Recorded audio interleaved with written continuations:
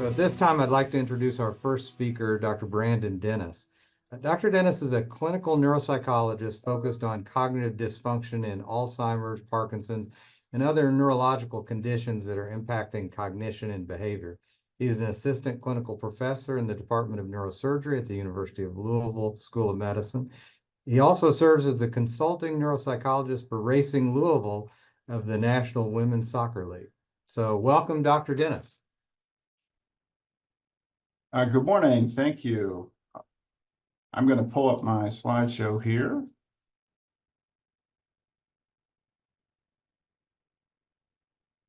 There we are. All right. Thank you, Dr. Cooper. Good morning, everyone. I am honored to kick things off this morning. I will do my best to hold your attention through this relatively brief talk. I'm going to save some time at the end for questions, so hopefully we will not run over, and I can do that if you have anything I can help with. So I'm going to talk a little bit this morning about cognitive screening in the primary care setting. I'm going to talk about an approach to cognitive assessment, and then talk about some specific measures that you can use in your daily practice that are reliable and don't take too much time, probably most importantly.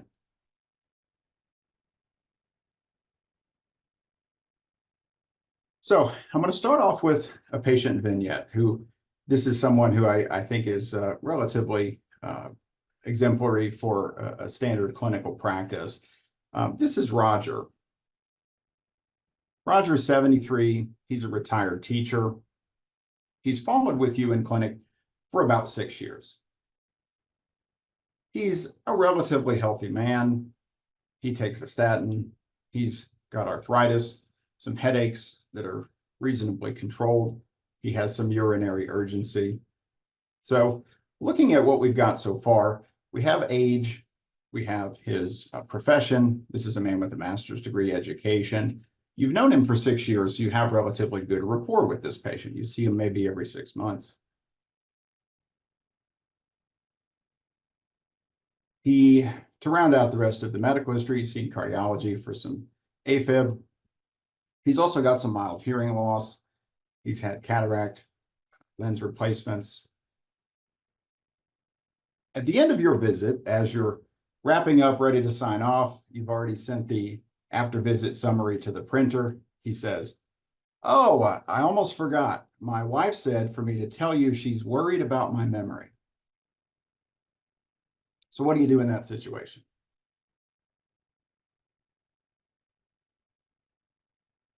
Patient 2 here is Mavis. Mavis is 81. She's widowed. She's living alone. She worked in a bank many years ago, finished high school. She's followed with you maybe 3 years. She has hypertension, diabetes, both of which are fairly controlled at this point. Could be better, but are okay. So as you begin the visit, you notice she no-showed for the last appointment. In fact, she arrived 10 minutes late for today's visit.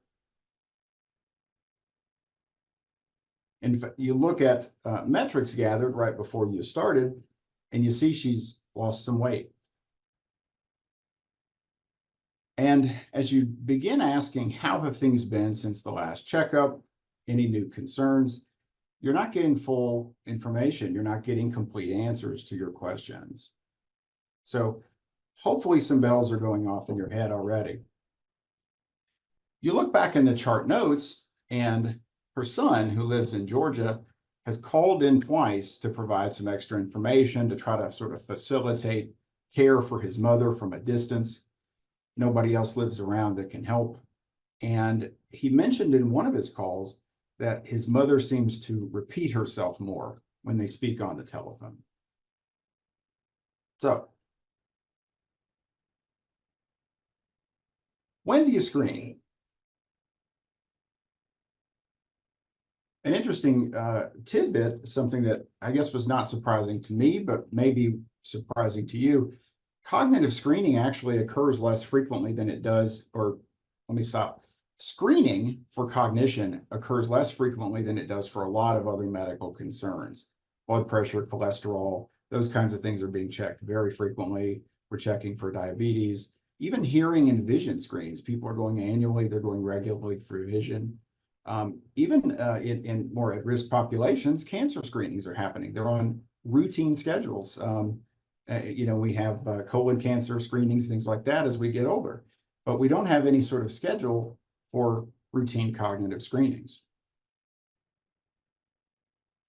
Now, when you should dive in and really investigate cognition, sometimes it's easy. The patient comes in, family member schedules a visit, and they want to talk about memory. They say there's been a change. Sometimes it's obvious, like the second example I gave you. There are clues, there are red flags in the visit. More commonly, changes are subtle. They're easy to overlook. And these really make up the most difficult of the cases, probably the majority. So what do our professional organizations tell us? Well, according to the U.S. Preventive Services Task Force, they rate the evidence for routine cognitive screenings to be insufficient. That means there's really no recommendation for or against routine screening. The American Academy of Neurology and the Canadian equivalent Task Force on Preventive Healthcare, they either do not endorse routine screening or they recommend against it, in fact, in asymptomatic adults. I guess the idea would be you could be going on a fishing expedition and you may find something you're dealing with or treating that may not necessarily be of concern. All seem to be in agreement, however, that when you have sufficient reason, there's a concern either brought to you by the patient or family, or it's evident in your exam and history that you should proceed with screening. Now, we have this Medicare annual wellness visit, which some of you out there, I can't see you, unfortunately, but I'm sure you're frowning or probably rolling your eyes at how this is implemented and so forth. So the Medicare annual wellness visit, for anyone that doesn't know, this came into effect around 2011. Fortunately, in 2013, the Alzheimer's Association published a paper to help try to operationalize that.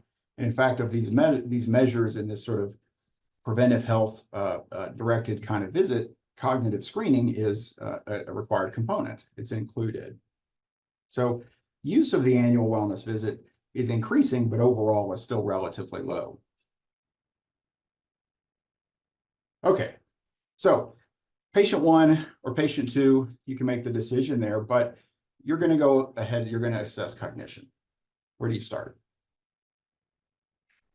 You start with where you always start, your history physical, your exam.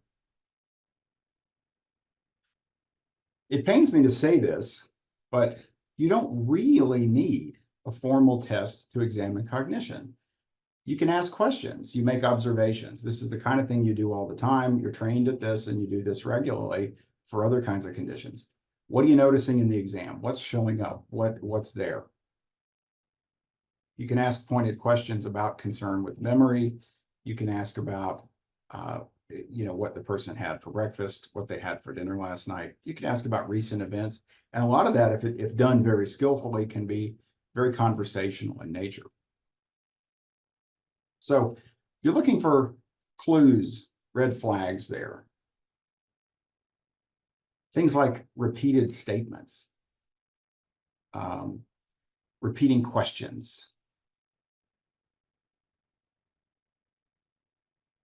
missed appointments. Now, there are a lot of reasons for those, but if you have a long-term patient and they're always there and they're early with a smile on their face and they start missing appointments, something's up. You get vague, incomplete answers to questions. Now, again, vague responses may be the norm for certain patients, but when you're used to getting full information, full engagement, and you don't anymore. Another one that, depending on how frequently you see a patient, can be difficult, but when you see change in appearance, the person who's usually buttoned down, hair slicked over, looks really polished, comes in and they're a little more disheveled, you might ask, hey, what's going on? their emotional presentation, their affect, their demeanor, all of those things can be useful. You may need to schedule another visit. This is an important one in the ever vanishing time to fit in office visits. You may need to schedule another visit where you can cover everything. So you start with your exam. Formal tests, of course, are going to allow for objective measurement and comparison. We'll talk about those a little bit more in a few minutes. So what I want you to know, what I want you to think about, I want you to leave here, if you don't already have one, I want you to think about developing an algorithm, a sort of decision tree in your mind, like you have for other conditions, very commonly presented sort of primary care conditions. Think about how you're going to approach that. What are you looking for? We know dementia is a disorder of aging. It's been called a disease of old age. So virtually everyone who has dementia is an older adult. If a younger person is complaining and they say, I think I have Alzheimer's disease, they're 37, the odds are very high that it's not that. So again, we have early onset presentations. We have younger onset subtypes of dementia, but by and large, 65 and older is kind of the cutoff. It increases with age. So as you start to see with every decade thereafter, you hit 75, 85, your incidence of dementia increases. Now, in most cases, nearly all cases, this change is insidious, which by that we mean gradual, progressive over time. Sometimes, in fact, it's so gradual that family members don't even appreciate it, or they ascribe it to normal aging and really don't get concerned, don't come in until something major happens. A classic kind of example is things were fine. The patient retired, but the family went on vacation. And all of a sudden, grandma really had trouble. They went to prepare a meal at home. Let's say you went to the beach and you got a beach house and the whole family's there, really a great time. And you go to prepare a common meal that at home you may be able to do, and grandma has trouble doing that. The new environments, new situations can be very disorienting. So sometimes it takes a big event like that. Most patients with dementia do not present with a self-complaint of memory loss. So that's an interesting one. If you haven't worked much in this field, you would kind of think, well, I'm starting to slip, something's going on. But in fact, we know that from some research studies, patients who ultimately are diagnosed with dementia don't usually present that way. They don't come in and say, hey, something's up. So absence of awareness really of the change can be a common feature. Self-reported memory loss, in fact, doesn't appear to correlate well with subsequent development of dementia. Now, there's a little bit of a caveat here. So these are merely guidelines. We do have in our clinic, we see these all the time. We have high functioning people who are who have very good awareness. They have very good insight into themselves, and they come in and they're concerned and they can cite examples. Now, that can be concerning and that can be a red flag. But again, lots of patients who have memory loss, they don't come in and they don't report it. What we know is informant reports of cognitive and functional changes. That's a much better predictor of the presence of or future development of dementia. So this is why anytime you read how to approach dementia, how to diagnose it, how to assess it, you're going to see talk to a family member, talk to a good friend, talk to a spouse, somebody who knows the patient well, who can comment on any changes that they have detected. So the talk wouldn't be complete without some reference to types of dementia, but I'm going to keep this brief. Here we have good news.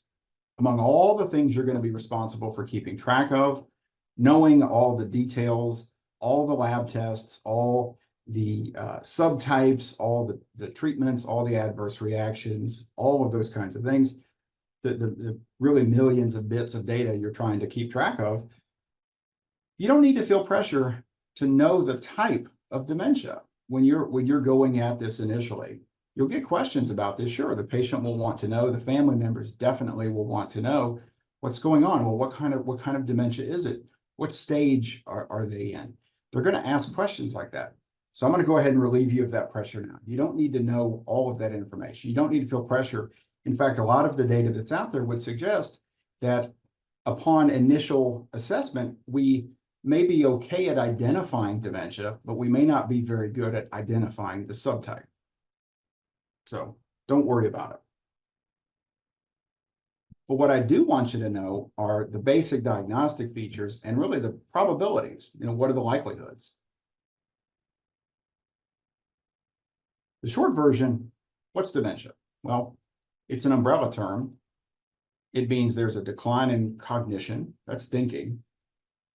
It's obvious, really measurable change. And then there's a decline in functioning. That's it. There's a decline in thinking, there's a decline in functioning.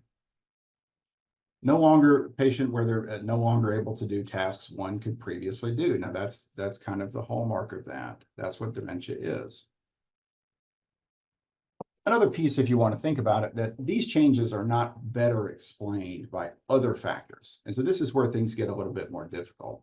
Lots of medical conditions, as we know, lots of medications, other kinds of factors contribute. Hearing loss, hearing impairment, visual impairment, depression. There's mountains of evidence of all of these things causing cognitive changes and functional changes. People have orthopedic injuries, they have falls, they have fractures, they have replacements, they have joint replacements, and these all limit their functional status. People can't cook when they can't stand for very long. Well, are they not cooking because they've forgotten the recipes, or are they not cooking because they can't stand for very long? It can get to be very difficult in some of these medically complex patients.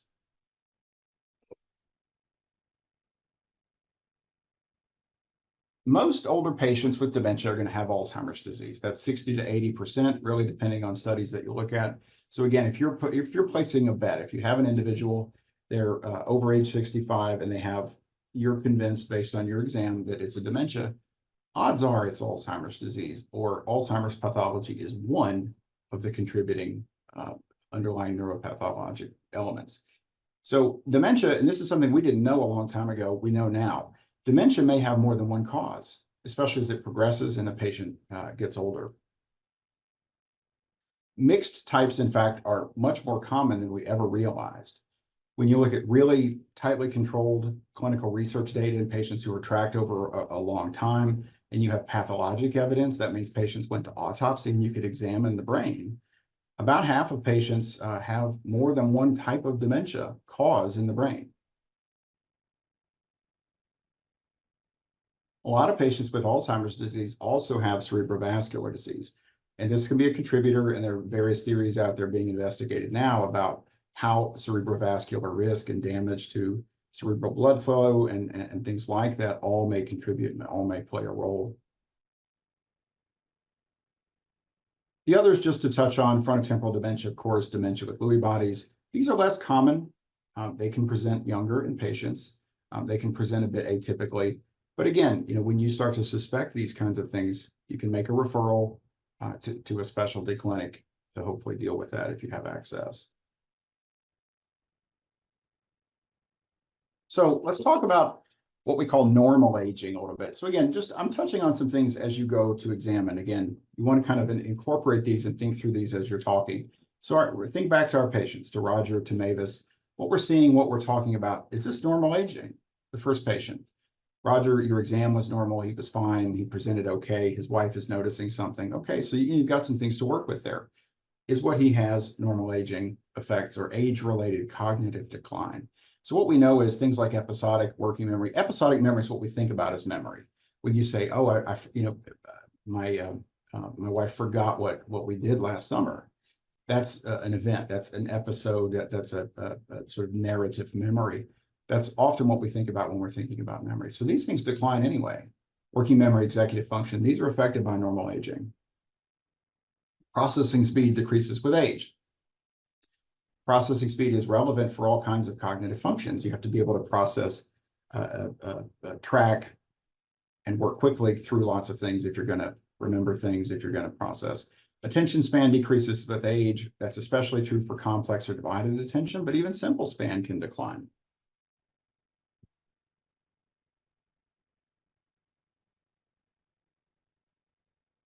Some language abilities actually decline a bit after age 70.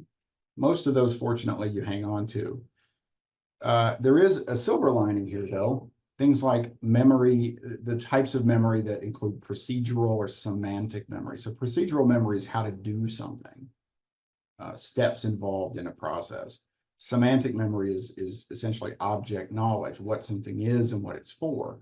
Those are generally well preserved with age.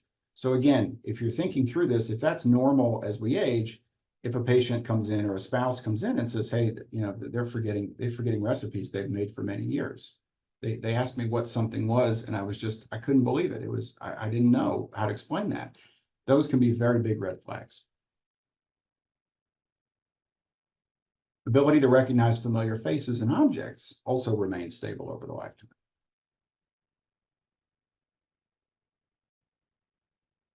So we expect some of these cognitive functions to decline with age. Why is that? Well, brain volume decreases every year. In fact, if we track that every year starting at age 65, it's a little bit disappointing, a little bit sad news, but much of this happens in the frontal lobes and the temporal lobes, and those are areas that are very essential for learning and memory in particular. We have greater loss of white matter than of gray matter, and that's true even in cognitively normal adults. Your cerebral blood flow decreases fairly significant amount, and we see things like fluctuations in blood pressure. There are deterioration of mechanisms that maintain the cerebral blood flow. So like I talked about, cerebrovascular disease and things like that, they're sort of intertwined.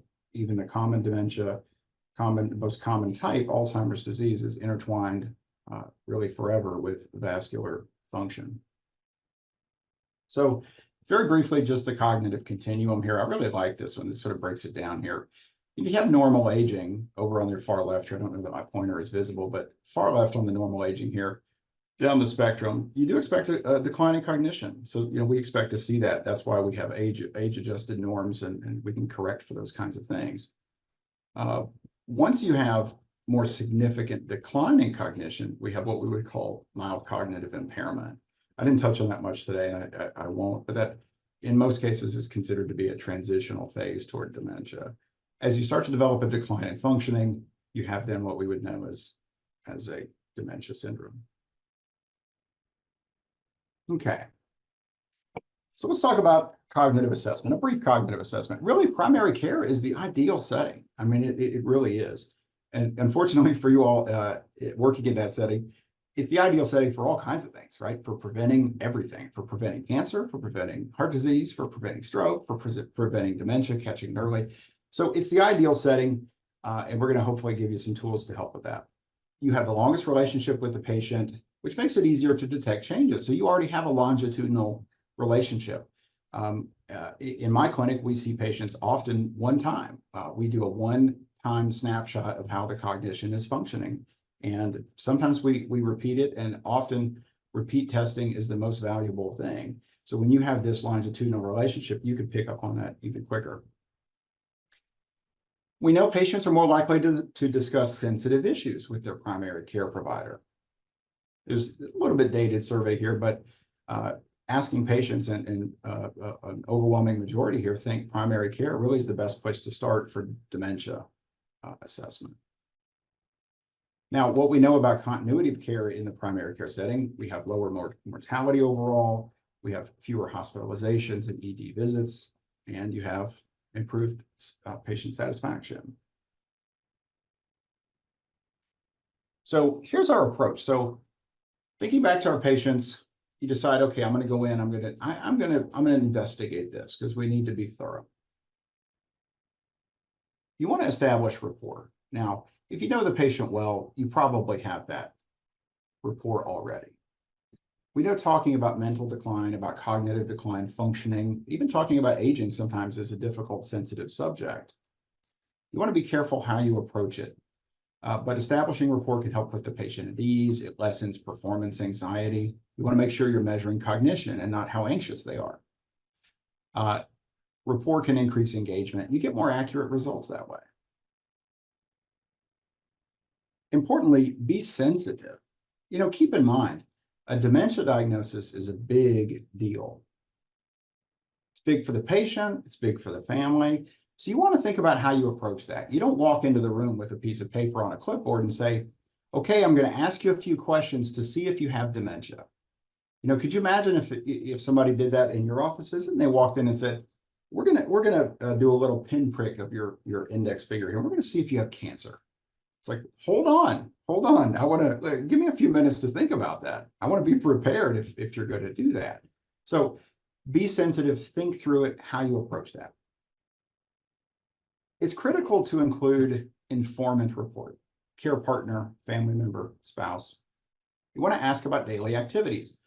These are instrumental tasks like bills, finances, investments, retirement, medications, all of that stuff. But it's also basic things like looking out for your health, like following through, brushing your teeth, taking a bath, changing your clothes, all those kinds of things.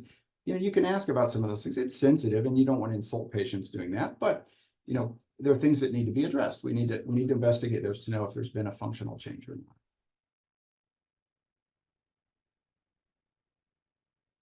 Remember always that we're looking for a change from what the patient did and how they functioned before.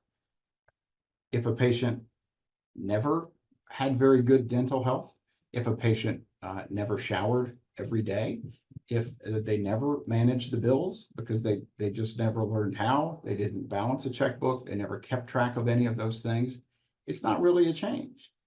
If somebody has always done it, and it can be harder in those cases to know what's different and what's not. So let's talk about brief screening tools now. These are some things, we'll get into the real nuts and bolts of what you can use.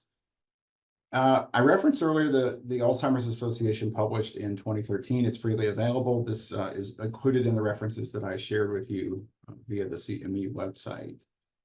They published a paper to really help with the cognitive assessment component of the annual wellness visit. These are measures that are designed to be done inside of 5 minutes. They're brief enough to be completed inside that wellness visit. Very importantly, they're validated in primary care settings, and really, maybe perhaps paramount, they can be completed by staff. So we'll talk about each one of these just a little bit. All of these measures available are available to you for free. I don't want to say public domain, but there are some restrictions. Basically, non-commercial healthcare use. These are all acceptable. The mini cog, the GP cog, general practitioner cog, and then the memory impairment screen, the MIS. And I have an asterisk there because I'll talk about that in just a minute. There was a little bit of a later study that sort of questioned some of the utility of that measure, but it's still on my list either way. And then we have the AD8, which is just a beautiful, quick, and easy yes/no questionnaire. Finally, it's important and it's recommended that you would screen for depression routinely, but also very importantly as part of your cognitive assessment. The PHQ-2 is sensitive. The PHQ-9 is a little more sensitive. It takes a little more time, but can be very helpful. Again, available free of charge to use in clinic setting. So the mini cog I really like. I have both copies here, both pages of this. It's really 2 pages. It's essentially a word list and a clock drawing. 2 very well validated tasks. This one includes 6 alternate versions, so you can repeat it. The idea here is in one visit, you can give this list. 3 months later, a month later, whenever you want to repeat this, you give the other list to account for practice effects. You give the list of words. You have the patient draw a clock. You give the explicit instructions there. On the second page, there's a pre-printed circle for you to use. So really the person doesn't even need to have much drawing skill. They just need to be able to place numbers and hands appropriately as assigned. Then you come back after the clock drawing and you get the word list recall. Now your scoring is relatively simple. It even gives you a little bit of guidance here for how to interpret specific clocks that you may see. So our total score here, 0 to 5 points, and that's it. Pretty simplistic.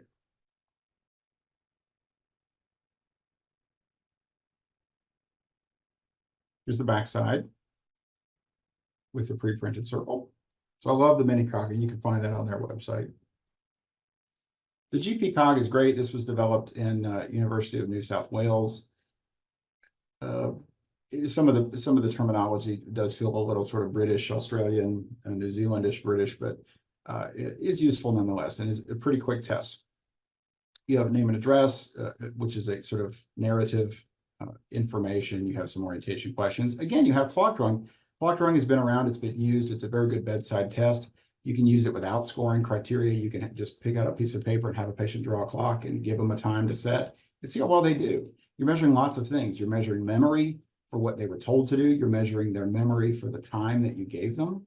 You're looking at constructional skill. You're looking at executive skill with the spacing and placement. There are a lot of things you're measuring with a clock drawing test. Some information you're asking about recent events. That can be very helpful. Again, you have recall for the story you gave.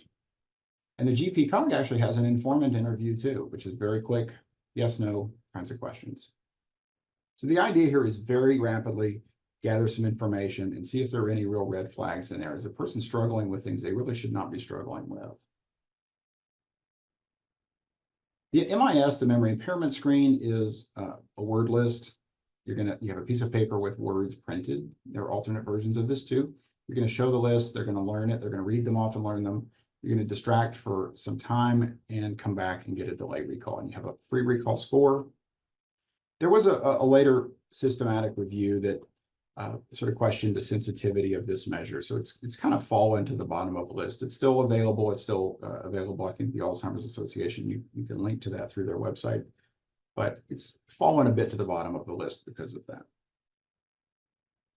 The AD8, this is the dementia screening interview, again, freely available as long as it's for non-commercial use. Developed, I think Jim Galvin did that one. It's part of the ADRCs. It's some of the data that they've collected over many years in our Alzheimer's disease centers nationally. There are specific kinds of functions. Is the person having trouble with these things? And it's a total score, yes or no. The PHQ-9, many of you have probably seen. These, again, freely available, public domain use, I think even beyond the clinic, but are very helpful, very useful. Some people get a little confused with some of this, but you can help them with that. We always let informants help a little bit too, if needed. So what about further screening? So you've done your quick screen. Patients who screen positive on any of these should be further evaluated. There are a variety of tools available. Really, only some of these are practical in the office, and really only practical. Some of these are only practical in a primary care setting where you have allotted enough time to be able to cover these things, or you have sufficient staff that can manage them. So you've reached the decision point here.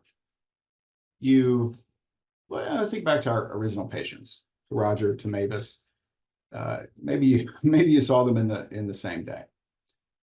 What do? So you pull out your mini cog and you have some okay scores. Roger does fine. Mavis doesn't do fine. What are you going to do? Well, really what you should do, you should record the score, keep track of it, and you should repeat that test later at a minimum. That's a good way to do it. You need to decide for those patients, are you going to further examine? Are you going to refer? Are you going to initiate treatment? What do you want to do?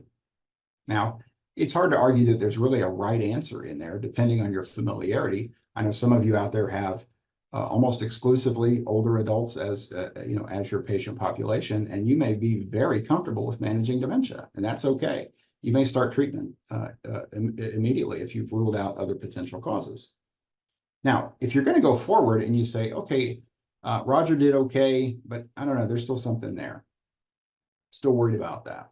So you might consider referring anyway if the patient has normal findings on those brief cognitive tests, but you still suspect it. So let's say he walks out of the office and he says, my wife said to tell you, yeah, I'm forgetting things. I'm having trouble.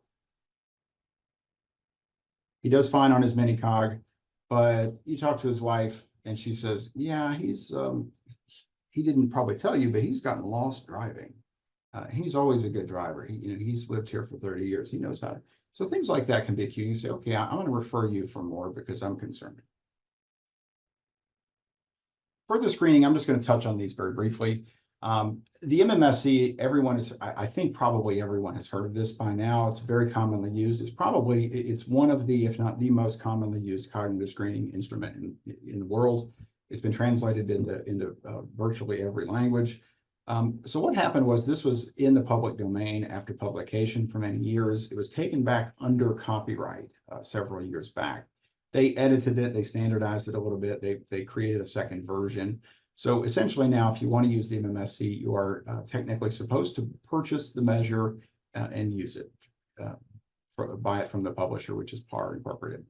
Now, the MMSE is sensitive. It's a little bit less specific, and that kind of makes sense. So when a person has cognitive impairment, the MMSE often is going to pick that up.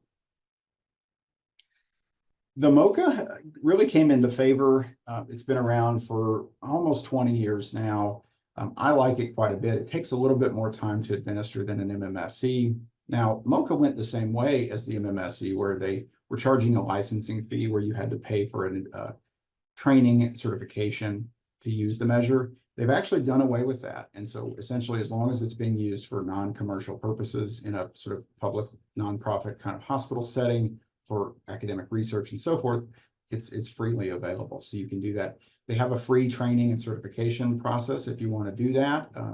I strongly recommend it. If your staff members, have them do that if they're going to use the MoCA more frequently. It's a good measure. There are alternate versions of the MoCA as well. There's, to touch on a couple other ones, the SLUMS, the St. Louis University Mental Status Examination. This was developed as a partnership between the VA in St. Louis and St. Louis University. It became very popular after both the MMSE and the MoCA started charging. It's a pretty good measure, and it's been shown to be about as sensitive as the MMSE.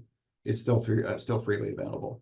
And then I'm going to put a plug in here for a measure that I've come to really like, the TabCat, which is a tablet-assisted measure that's developed out of the University of California in San Francisco. They have what's called brain health assessment, which is just a few cognitive tests that are administered with assistance of an iPad. And there's a informant report questionnaire also done on the iPad that increases sensitivity. And it's very good. It's repeatable with alternate versions. It's a little more cumbersome because of the need for an iPad, but it's a great measure. So a couple final points here. Guidance and limitations to screening. Just touch on a few of these things. As you go to interpret the scores that you've collected, think about these kinds of things. So all of these measures, we love cutoffs, right? We love yes or no. We love to make things very black and white here. These are cutoff scores. These are recommended. They're suggested cutoffs, okay? You need to factor in other things as you interpret a score. So let's say the MoCA, okay? I said I like the MoCA. The cutoff is a 26. You screened a patient, they did okay. You said, okay, I'm going to go ahead and do the MoCA. Let's do that. They get a 24 out of 30. What do you know? What does that mean? Well, for now, it means the patient scored a 24 out of 30. We need to factor in, we've got to kind of filter it through, again, the algorithm that's developing in our mind. You need to consider education, occupational functioning. So occupational functioning is kind of an extension of baseline education. Education can sort of serve as a proxy for overall intellectual level, things like that. So I'll talk about that in just a second, why that's relevant. But we know a lot of people who have higher education may do better on screening measures, and screening measures may not be as sensitive for them. We got to think about vision and hearing. Did the patient adequately see and hear? Medications, medical conditions, sleep quality, things like that.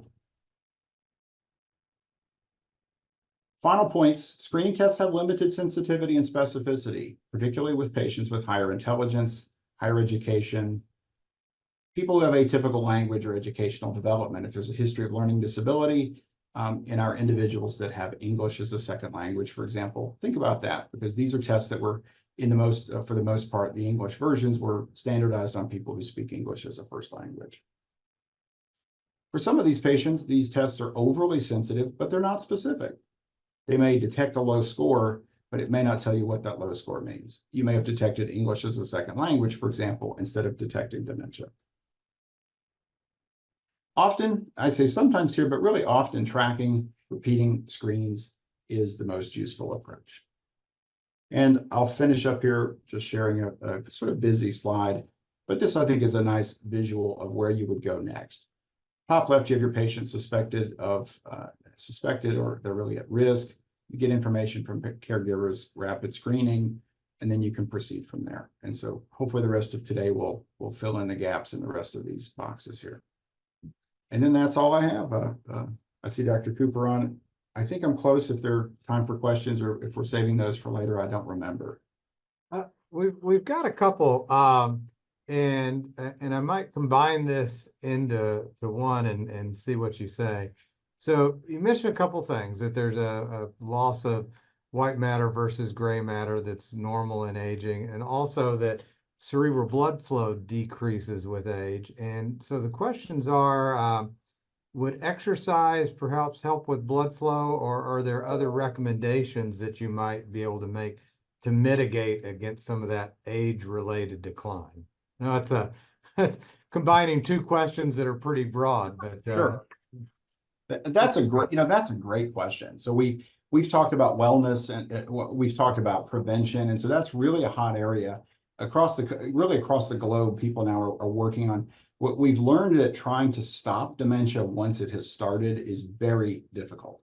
The medications we have, if I'm being frank, the medications we have are not very effective, even the newest ones we have, at actually stopping dementia itself, reversing the dementia. We don't have anything that can do that yet. So naturally, we do what primary care has been trying to do for a really long time, is approach wellness. You prevent this stuff. If you can't cure it, you try to keep people from ever getting it. And so, yeah, we know for sure exercise, healthy lifestyle, mental stimulation, social engagement, that's a huge one. And we could talk a whole day about that. Correcting hearing loss, correcting visual acuity, all those kinds of things make a difference. Those things can really play a role in preventing. Now, the data is not as it's not as clear, and it's not as convincing on whether, once cognitive decline starts, whether starting an exercise regimen or changing one's diet can do a whole lot as far as stopping the insidious process. But hopefully, I mean, there is encouraging data out there that can alter the ultimate outcome. all right. Thank you very much. I think we better keep moving from there, and we'll try to answer other questions along the day as we can. So thanks very much, Brandon. Sure, thank you.